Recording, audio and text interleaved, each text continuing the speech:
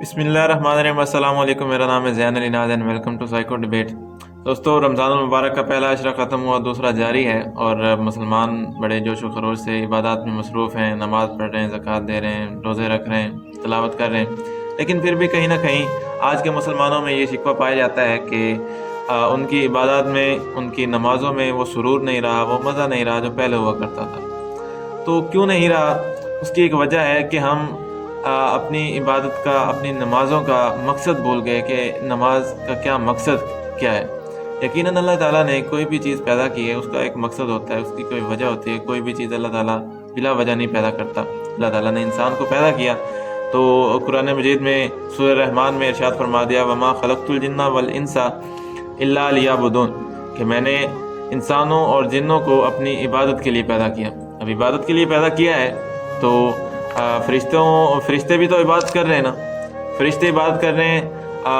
ایک فرشتہ قیام میں کھڑا ہے تو اس نے قیامت تک قیام میں ہی کھڑے رہنا ہے۔ ایک فرشتہ رکوع میں ہے تو قیامت تک رکوع ہی کرتے جانا ہے، اور کوئی سجدے میں ہے تو سجدے میں ہی رہنا ہے قیامت تک۔ لیکن ہمیں انسانوں کو تو ایسا کوئی حکم نہیں ملا کہ تم نے ساری عمر قیامت تک سجدہ ہی کرتے رہنا ہے یا رکوع کرتے رہنا ہے، قیام میں کھڑے رہنا ہے۔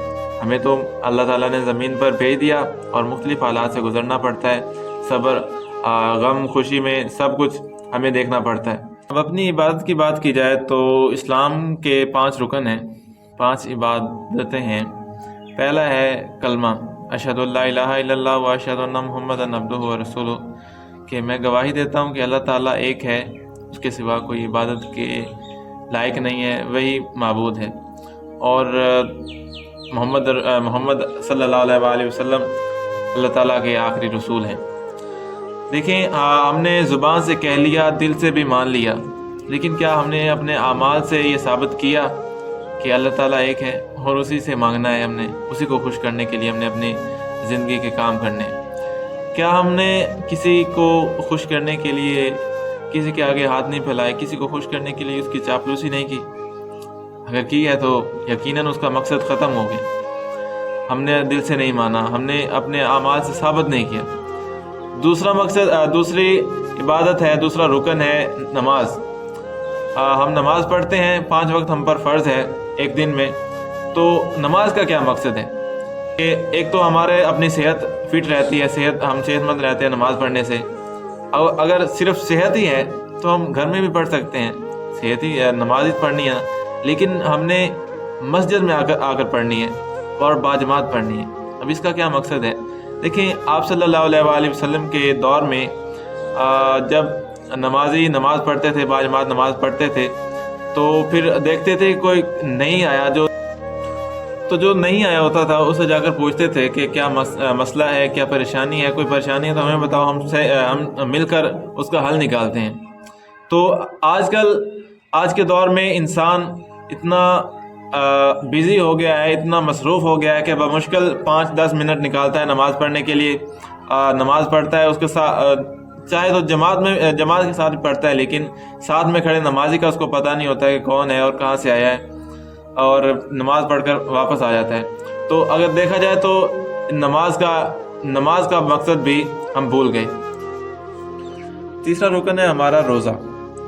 ہم رمضان میں پورا مہینہ روزہ رکھتے ہیں، صبح سحری کرتے ہیں، شام کو افطاری کرتے ہیں، سارا دن بھوک اور پیاس برداشت کرتے ہیں۔ لیکن کیا اصل مقصد روزے کا صرف بھوک اور پیاس برداشت کرنا ہے؟ یقیناً اللہ تعالیٰ کو ہماری بھوک پیاس برداشت کرنے سے کوئی غرض نہیں ہے۔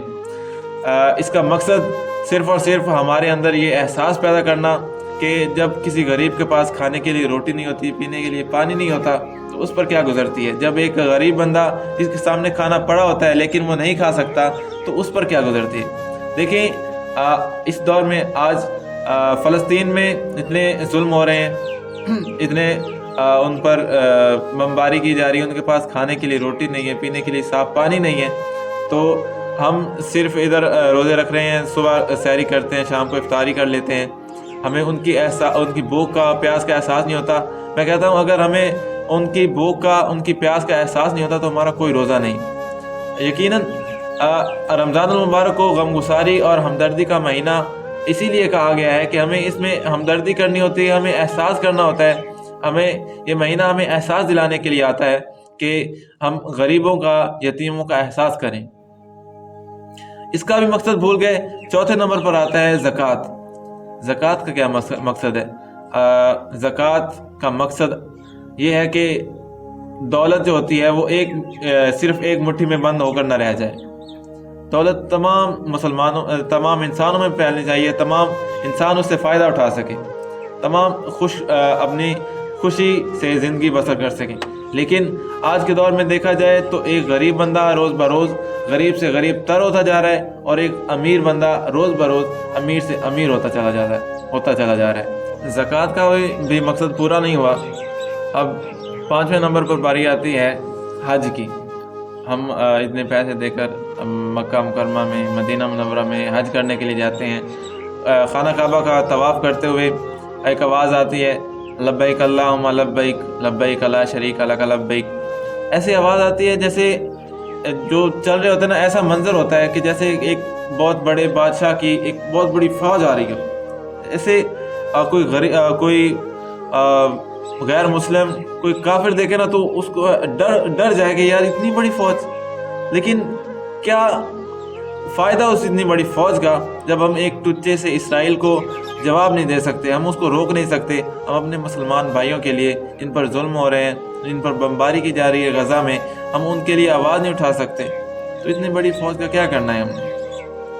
دیکھیں، ہم عبادت تو کر رہے ہیں اس دور میں، لیکن ہم اس کا مقصد بھول گئے ہیں کہ ہمیں عبادت کیوں دی گئی ہے، یہ کیوں کہا گیا کہ عبادت کرو، یہی عبادتیں ہمیں کیوں دی گئی ہیں۔ یقیناً اسلام عبادت سے زیادہ انسانیت پر زور دیتا ہے۔ انسانیت جب ہوگی تبھی ہماری عبادت میں مزہ آئے گا، تبھی ہماری عبادتوں میں سرور آئے گا۔